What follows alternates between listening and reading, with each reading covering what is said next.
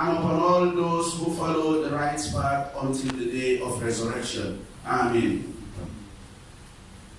One day, while I was doing my usual question and answer program,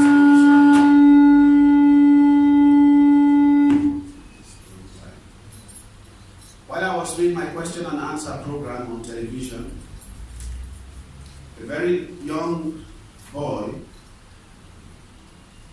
called to ask. He said, Sheikh, why is it that everyone is going to Mecca to perform Hajj? Is there any wisdom? Does it make sense that everyone should go to Mecca to perform Hajj?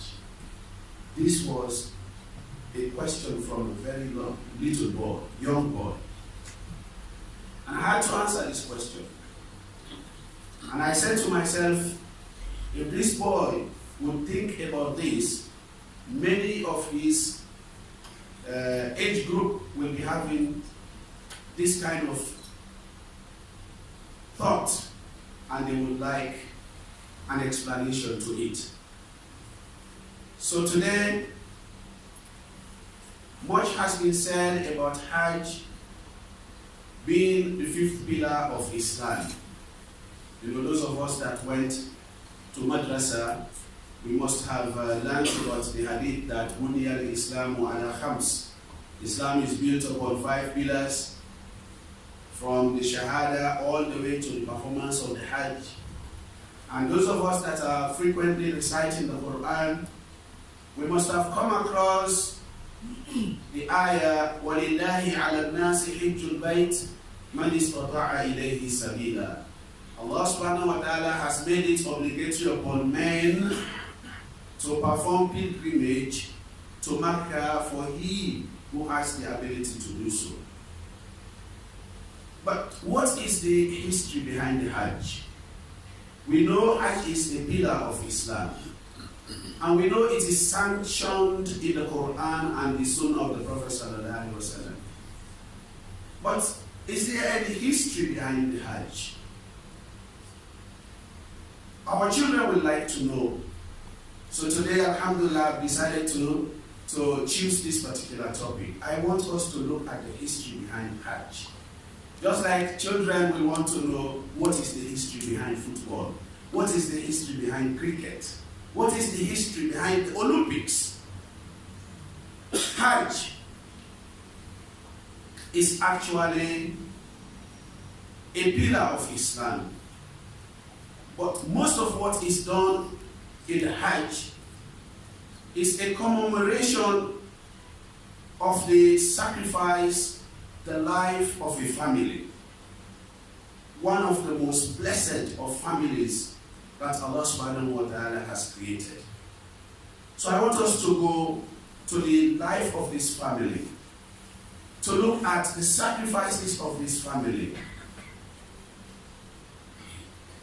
I will start by asking each and every one of you to imagine, just imagine, a boy who grows up in an atmosphere or in an environment where nobody, when I say completely nobody, knew about God. This boy grew up in this environment. Nobody knew about God. Nobody wanted to worship God. Instead, they worship idols. A boy who grew up in an atmosphere where evil is seen as something that is right. It is the norm of the society. No inkarul munkar. There is no forbiddance of evil. There is no commanding of good. I want you to imagine a boy growing up in a society where there is corruption. Everyone will do what they want to do. People cheat. People lie. People do whatever thing they want to do. Whatever their souls desire them, they will do. Imagine that kind of atmosphere for this boy. Is that boy not going to just grow up to become one of them? Is that boy not grow up to become one of the idol worshippers? Is that boy not going to grow up to become a liar? Is that boy not going to grow up to become somebody who cheats? Somebody who is corrupt at work? Somebody who is corrupt in the marketplace? They will become one of them. They will have a simple excuse. And that excuse is, this is what everybody is doing. This is what everybody is doing. It's normal. And this is exactly our life, myself and you. Most of us grew up in an environment where evil is permissible because it is very popular. So we see it as normal. This was the life of a small boy that is called Ibrahim. My children, follow up this story. This was the life of a small boy that is called Ibrahim. Ibrahim grew up in an atmosphere, in an environment where things were not done the normal way, where people were worshipping idols, where people denied the existence of one God. And this boy, Allah subhanahu wa ta'ala, out of the effort of this boy, Allah subhanahu wa ta'ala guided him. Man jahada fina lanahdiyannahu subulana. Allah says, whosoever that strives towards our path, we will make our path very easy for them. Abraham did not say, well, this is what everyone is doing, so I should do it. He would have said that, and that would have been a perfect excuse, just like you and I are making perfect excuses of our corruption, our dishonesty, and our denial of Islam because we meet our forefathers doing it. But Ibrahim challenged the authority. He challenged the status quo of the society. A young boy, Allah subhanahu wa ta'ala says, and we have shown Ibrahim, وَكَذَلِكَ نُرِي إِبْرَاهِيمَ مَلَاكُوتَ السَّمَاوَاتِ وَالْأَرْضِ لِيَكُونَ مِنَ الْمُوقِنِينَ. And we have shown Ibrahim the power of the heavens and the earth, so that he will be amongst those people that will, what? They will be of a strong and firm belief. This is the beginning of the story. One day, Ibrahim sat and he looked at what was going around in his environment, within his vicinity. Everybody was worshipping idols, and he knew this was bad. How could we, human beings, bow down to images that we have created and we call them God? How can we do this? Ibrahim was not in favor of this.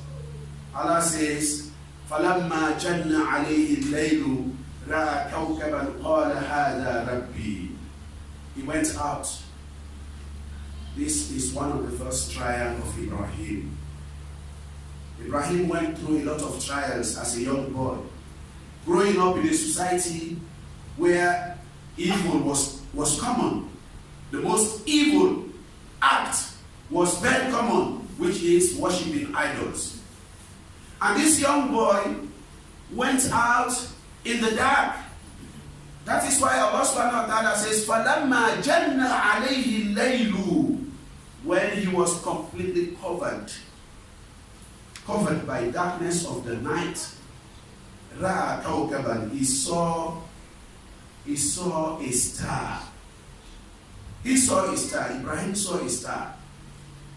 Ibrahim did not enjoy the opportunity which you and I are enjoying today. Tawheed has just been given to us like this.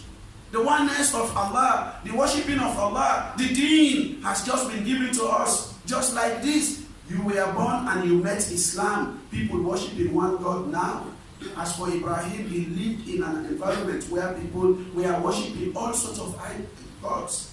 So he had to work very hard to look for God. he saw a star. Ra'a kawkaban, he saw a star. Qala hada rabbi, he said, this is my Lord. Falamma afala qala la uhibbul afilin. When the star disappeared, Ibrahim said, La uhibbul afilin. I don't love any God that disappears. I don't believe that my God will disappear. It's a God that appears one time and disappears. If this is the case, if this is the characteristics of my God, then this is not a God that I want to worship. فَلَمَّا رَأَى الْقَمَرَ بَازِغًا, Allah says, and when he saw the moon glowing, the moon came out and it was glowing. قَالَ هَذَا رَبِّي, he said, this is my Lord. He saw the moon. The moon is bigger than the star. Think. The moon is bigger than the star. So Ibrahim was intrigued to believe that this time, this is his Lord. فَلَمَّا أَفَلَ قَالَ لَإِن لَّمْ يَهْدِينِي رَبِّي لَأَكُونَنَّ مِنَ الْقَوْمِ الضَّالِّينَ. And when the moon disappeared, of course we know the moon comes out in the night, and when daybreak comes, the moon will give way to the daybreak. It will disappear. So the moon disappeared, and then Ibrahim said to himself, لَإِن لَّمْ يَهْدِينِي رَبِّي لَأَكُونَنَّ مِنَ الْقَوْمِ الضَّالِّينَ. If my Lord does not guide me, Ya Allah, if you do not guide me, I will be amongst those people. I am rejecting my people. I want to be someone different. I want a change. I want a change. We should always crave for positive change. And then Ibrahim waited again. فَلَمَّا رَأَى الشَّمْسَ بَازِغَةً قَالَ هَذَا رَبِّي هَذَا أَكْبَرُ. And when he saw the sun coming out, rising, he saw it. He said, this is my Lord. And this is the biggest. هَذَا أَكْبَرُ. This is the biggest. فَلَمَّا أَفَلَتْ قَالَ يَا قَوْمِ إِنِّي بَرِيءٌ مِّمَّا تُشْرِكُونَ. When the sun disappeared again, Ibrahim alayhi salam said, my people, I am far away from that which you associate partners with Allah.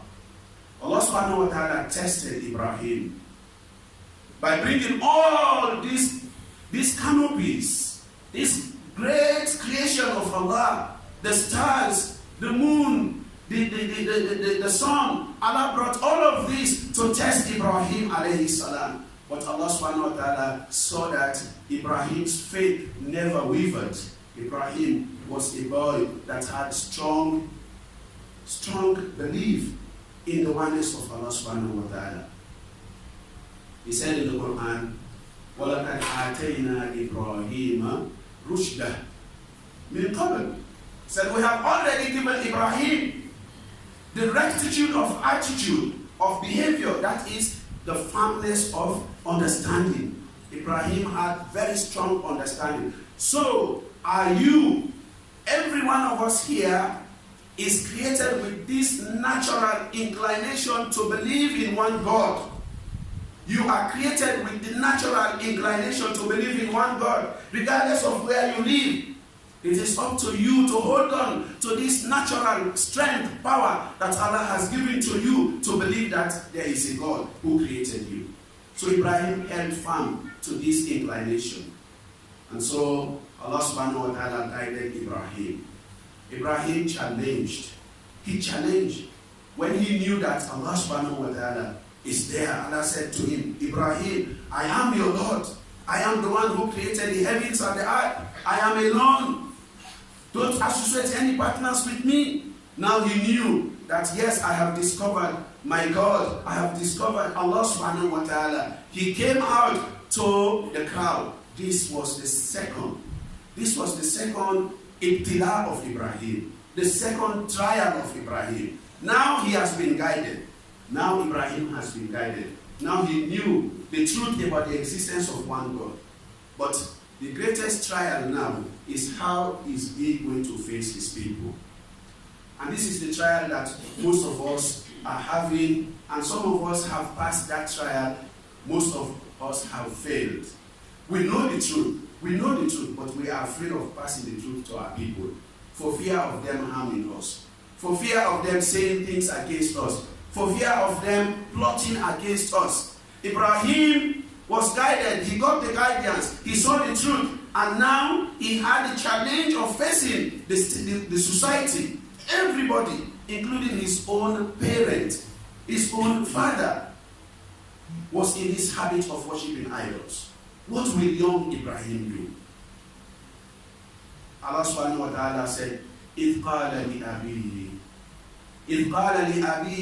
وَقَوْمِهِ مَا هَذِهِ التَّمَاثِيلُ الَّتِي أَنْتُمْ لَهَا عَاكِفُونَ. He faced his father and his people.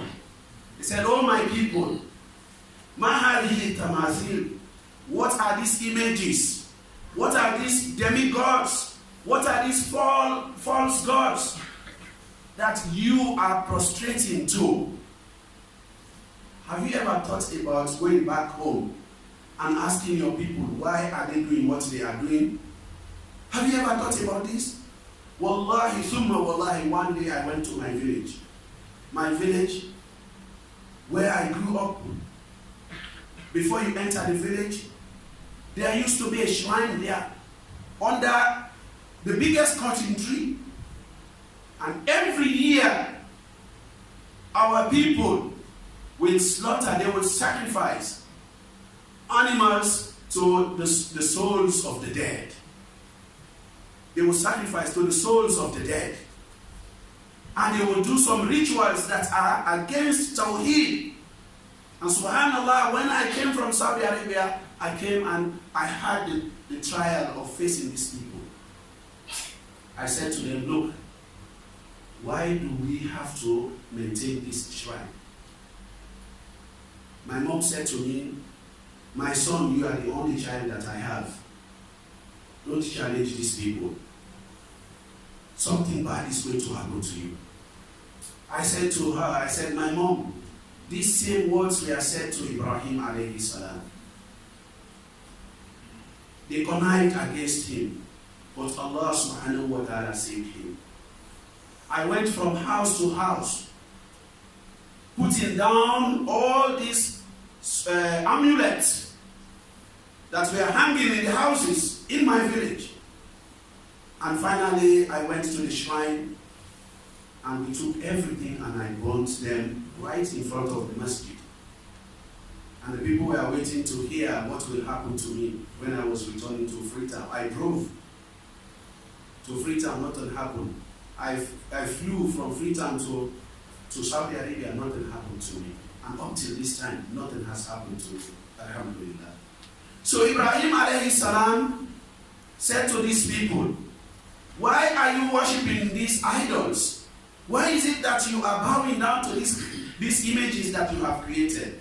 Do you know the answer they gave to him? قَالُوا وَجَدْنَا آبَاءَنَا لَهَا عَاكِفُونَ. We met our fathers' fathers, their fathers' fathers.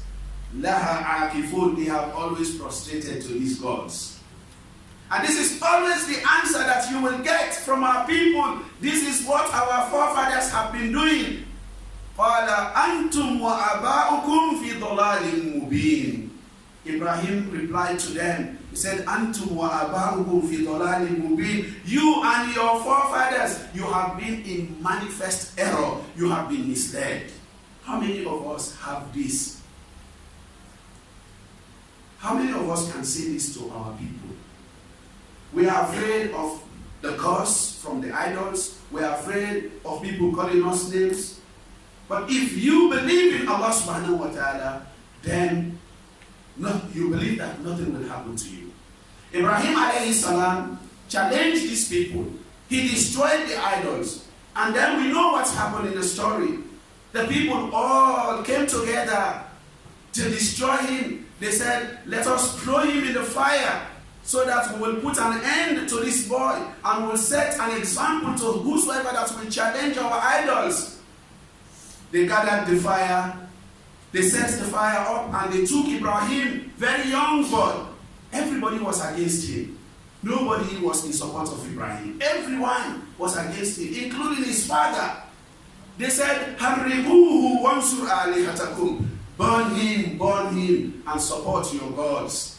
Remember, support your gods instead of their gods supporting them. They are the ones that will support their gods. Ibrahim was thrown in the fire. Before he landed in the fire, Allah subhanahu wa ta'ala commanded the fire, "Qulna wa qulna ya naru kuni bardan wa salaman ala Ibrahim." We commanded the fire, "O fire, become cold and peaceful cold upon Ibrahim." Allah subhanahu wa ta'ala naturally made the fire very hot, but he deactivated the fire because he is the creator of the fire. He deactivated the fire. If you believe in God, if you believe in Allah, the fire will not harm you just like it did not harm Ibrahim. If you believe in Allah, the whale will not do anything to you just like the whale did not do anything to Yunus. If you believe in Allah, the ocean will not do anything to you just like it did not do anything to Musa alayhi salam. If you believe in Allah, the fire will not harm you just like it did not harm Ibrahim. Ibrahim came out of the fire, he was safe. Another trial of Ibrahim. Despite growing up in Iraq, loving his people, he had to leave. But he left after he has told them the truth. He left after he had made himself known. But before Ibrahim left, he had another trial. And this time it was between him and the man of authority. The man of authority at that time was who? Namrud. Namrud heard of Ibrahim. He said, "Bring me this boy. Who is this boy that is challenging my authority? Who is this boy that is talking about one God besides me? Who is this?" Ibrahim alayhi salam was brought. Everybody was against him, remember. Powerless, very young. He stood in front of Namrud, who had all the authority as a king. Ibrahim alayhi salam told Namrud, "Rabbi alladhi yuhyi wa yumit." Rabbiya, he said, "Who is your Lord?" Ibrahim, "Who is your Lord?" Ibrahim said, "Rabbi alladhi yuhyi wa yumit." Qala fa inni uhyi wa umit. Fa ana uhyi wa umit. Namrud said, "And I give life and take life as well." So it is not only your God that can give life and take life. I can give life and take life as well. What did Namrud mean here? He called for a slave that was supposed to leave. He killed that slave. And he brought out a slave that was supposed to be killed. And he said, "I have freed you. I have freed you." So he did this to intrigue the people. He said, "Wa'ana uhi wa umit." I give life and I take life as well. قال فإن الله يأتي بالشمس من المشرق فأتي بها من المغرب فبهت الذي كفر. Ibrahim, as young as he was, this did not shake him. He said to Namrud in the presence of everyone, he said, "My Lord, the one that I worship, the one that I trust in, يأتي بالشمس من المشرق." He brings the sun from the east. فأتي بها من المغرب. You bring it from the west. Allah brings the sun from the east. Since you have been in this planet, you have always seen the sun rising from the east and setting in the west. So Ibrahim said, that is what Allah does. He brings the sun from the east and makes it set in the west. You bring it from the west and make it set in the east, if you are a God. Then Namrud and all his henchmen, they became speechless and they were in great shame. Ibrahim left. He left where he was born and he went to Palestine. In Palestine, Ibrahim developed. He got a wife, Sarah, and he was living there as a man of God, praying to Allah subhanahu wa ta'ala, asking Allah subhanahu wa ta'ala to give him progeny, to give him children. But Allah subhanahu wa ta'ala tried Ibrahim. In his own presence, The evil people who were not worshipping Allah, Allah was giving them children. Allah was giving children to those people who were not calling upon Him. And yet the man who was the man of God, who was calling upon Him, who was worshipping Him, He did not give him a child. Ibrahim stayed for a very long time without having a child. Some of the historians, they said Ibrahim got his first son at the age of 80. So my dear brothers and sisters, if your trial today is not having children after you have been married for 5 years, 6 years, 10 years, remember the trial of Ibrahim alayhi salam and his wife. A man who believed in Allah subhanahu wa ta'ala, a man that Allah saved from the fire, yet he prayed to Allah subhanahu wa ta'ala to have a child, yet Allah subhanahu wa ta'ala delayed giving him a child. Zakaria alayhi salam, he prayed to have children. Allah delayed giving him children. When Ibrahim was old, when he was old enough at the age of 80, Allah subhanahu wa ta'ala blessed him with a child. In the Quran, Allah subhanahu wa ta'ala said, فَبَشَّرْنَاهُ بِغُلَامٍ حَلِيمٍ. And we gave him the good news of a patient child. فَبَشَّرْنَاهُ بِغُلَامٍ حَلِيمٍ. We gave him the good news of a patient child. Ibrahim has been praying, and all his prayer was, Rabbi habli min as-salihin. Rabbi habli min as-salihin. So I want you to be making this dua. If you are seeking children, don't just seek any child. Seek children that are righteous. Rabbi habli min as-salihin. My Lord, give me from the righteous. Allah subhanahu wa ta'ala responded to the dua of Ibrahim. At what age? When he was old.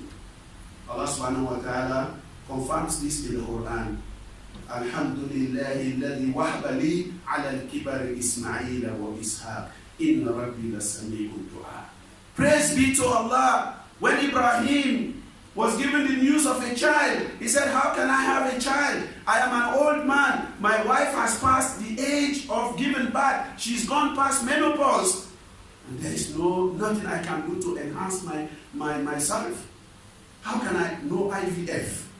But Allah subhanahu wa ta'ala gave him a child.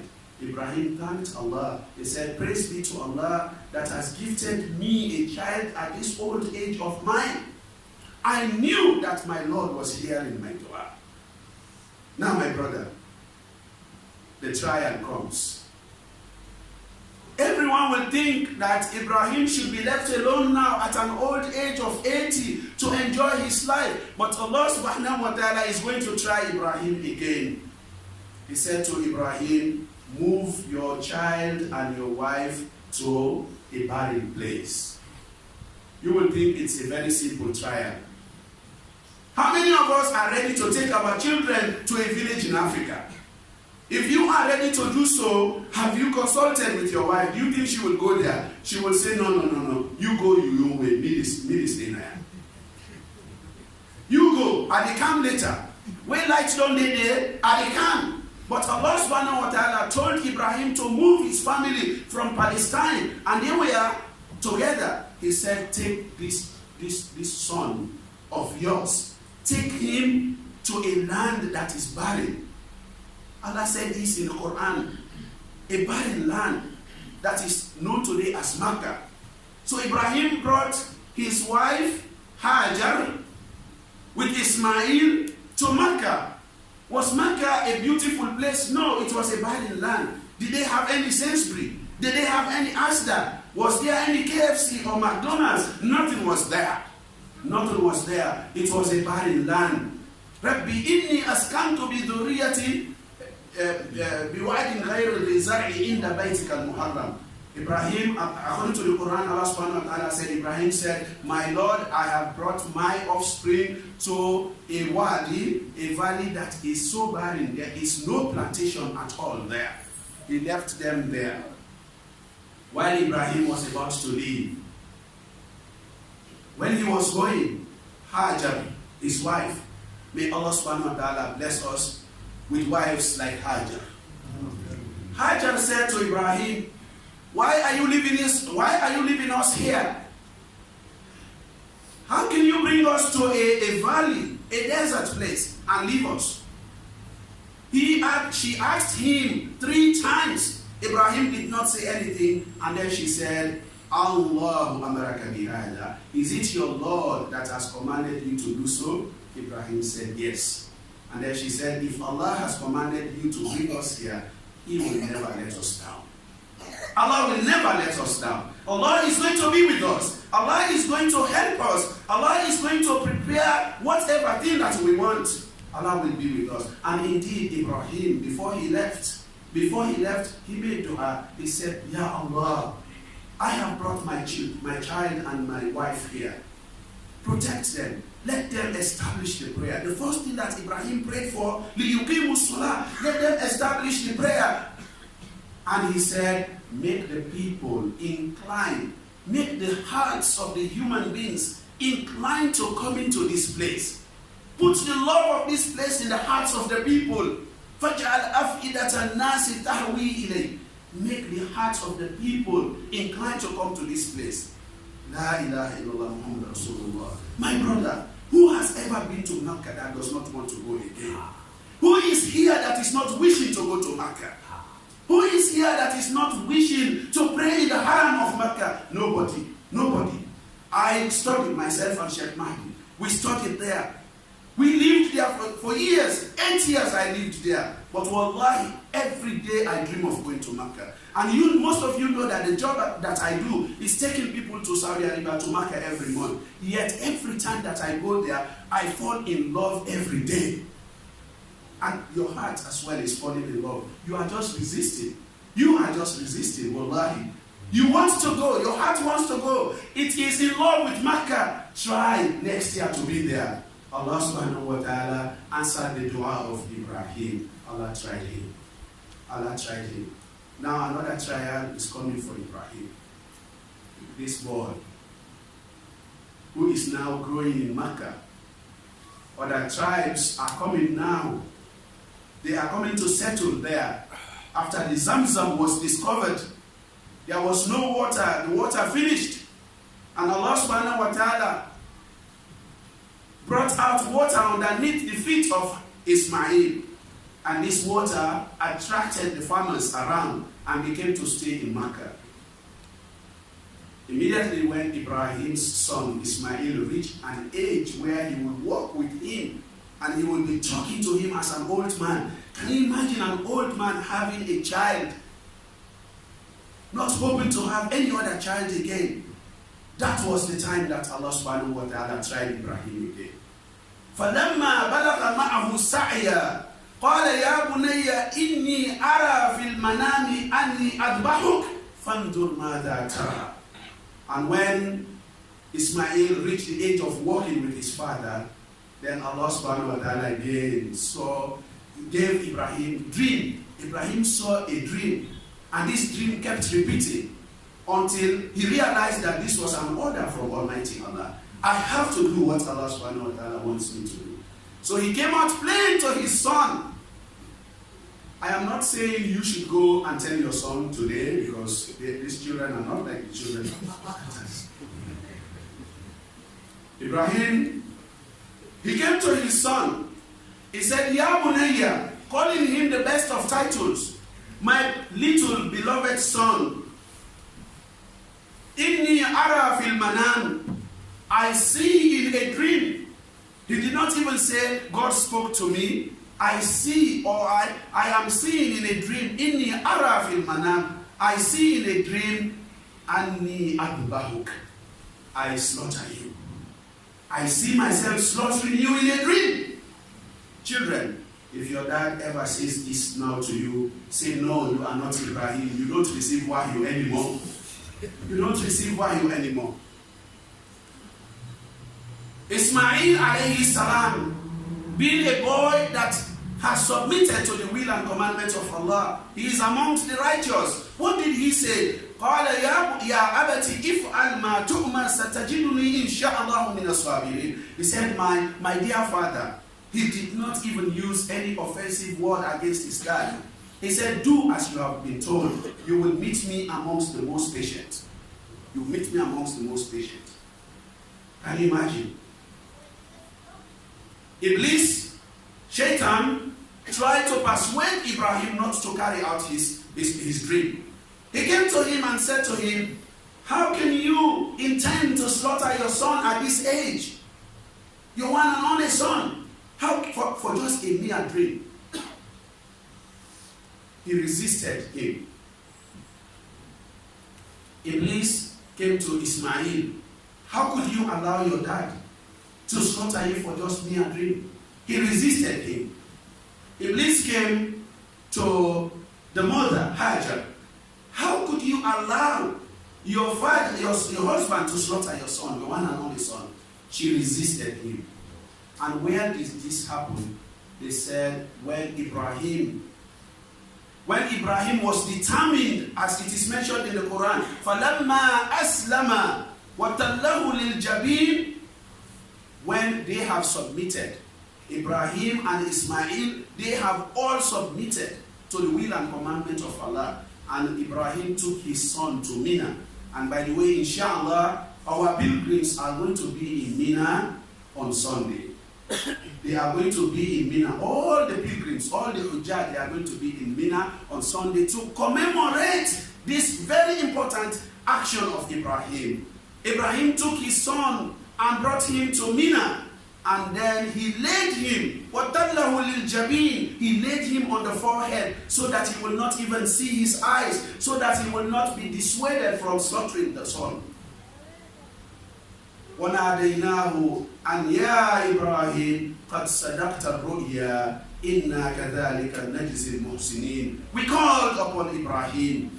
Oh Ibrahim, you have already fulfilled the dream. This is how we reward those people that are righteous. You do not need to slaughter your son. We did not want you to slaughter your son. All we wanted to see was your commitment to your faith.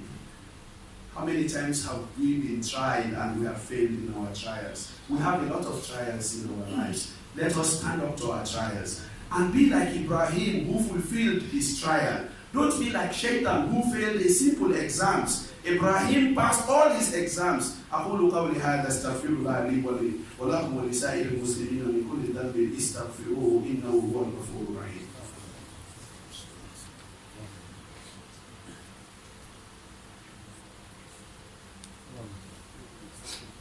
الحمد لله والصلاة والسلام على رسول الله وعلى آله وأصحابه أجمعين. So Ibrahim alayhi salam went through these exams. Allah subhanahu wa ta'ala ransomed Ismail with a big ram, and Allah subhanahu wa ta'ala said, Inna hada lahu al-bala'ul mubin. He said, this is one of the greatest and very open trial for a man to be asked. Nobody, I want you to understand this. Allah subhanahu wa ta'ala has never ever asked anyone as a trial to kill their own child, except Ibrahim. Nobody has ever been asked to go in the fire and not to be afraid, except Ibrahim. Nobody has been asked to move their family from a place where they have been living, to a barren place where there is nothing. Nobody has been asked to do this except Ibrahim. And nobody has been asked to circumcise themselves at the age of 84. They circumcised themselves without any anesthetic, except Ibrahim. Ibrahim was the first person that was asked to circumcise himself. These are the trials of Ibrahim. And that is why Allah subhanahu wa ta'ala says, وَإِذِ ابْتَلَى إِبْرَاهِيمُ رَبُّهُ بِكَلِمَاتٍ فَأَتَمَّهُنَّ قَالَ إِنِّي جَاعِلُكَ لِلنَّاسِ إِمَامًا. And remember, when Allah subhanahu wa ta'ala tried Ibrahim with commandments, فَأَتَمَّهُنَّ, he perfected those orders. Ibrahim fulfilled all the commandments of Allah. قَالَ إِنِّي جَاعِلُكَ لِلنَّاسِ إِمَامًا. As a result of your obedience to me, your submission to me, I am going to make you imam for mankind, a leader for mankind. So today the world is converging in Mecca. On Sunday, they will be moving to Mina to remember the footsteps of Ibrahim, Ismail, and Hajar. And they will be slaughtering on Tuesday. On Tuesday, inshallah, they will be slaughtering, doing the Qurbani. The whole world is going to take part in the Qurbani to remember the trial of Ibrahim. May Allah subhanahu wa ta'ala have mercy upon Ibrahim and his family. May Allah subhanahu wa ta'ala bless Muhammad sallallahu alayhi wa sallam just like he blessed Ibrahim. May Allah subhanahu wa ta'ala bless us. May Allah subhanahu wa ta'ala give us pious children and obedient wives. May Allah subhanahu wa ta'ala give Islam the grace, inshallah, to flourish in this part of the world. Before I end this khutbah, I just want to announce the Eid time, inshallah, the Eid times. We have 2 Eid times in this masjid. 8:30 is the first Eid, and then the second and the last one will be 10:30. So make sure you come on time if you want to perform the Eid in the masjid. And then there will also be Eid gathering, inshallah, at PECKHAM Rye Lane Park, which is ahead of us. After the roundabout, inshallah, we will be converging there as a community to eat from our Qurbani. You know, during the Eid, you should be hungry. Don't eat until you pray. When you finish praying, and if you slaughter, you eat from the animal that you have slaughtered. You cook very nice food, bring it, inshallah, so that you can share with other bi'idhnillah. We ask the ladies to help us cook the food, inshallah. And there is also going to be a bayan here at Beca on the 26th of this month, and then funeral dua for all those people that we have lost during this month, inshallah, and the months that have passed.